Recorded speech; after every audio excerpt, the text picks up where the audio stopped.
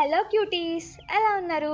చాలా రోజుల నుండి వీడియోస్ పెట్టట్లేదు, ఇంకా వీడియోస్ ఆపేసిందేమని చెప్పేసి చాలా మంది సంతోషపడి ఉంటారు. కానీ నేను మళ్ళీ వచ్చేసానుగా. డే విత్ మీ అని చెప్పేసి పెట్టి ఇదంతా ఎందుకు చెప్తున్నావు అని చెప్పేసి అనుకుంటున్నారా? ఎక్కడికి వెళ్తున్నానో మీరు గెస్ చేయండి, ఏం చేశానో నేను చెప్తాను.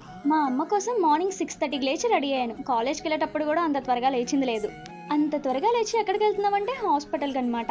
ముందే హాస్పిటల్కి వెళ్ళిపోయాం. అమ్మేమో ఓపీ రాపించుకోవడానికి వెళ్ళింది, నేనేమో ఒక్కదాన్ని కూర్చున్నాను. పక్కన తాత వాళ్ళు ఉంటే తాత వాళ్ళని పరిచయం చేసేసుకున్నాను.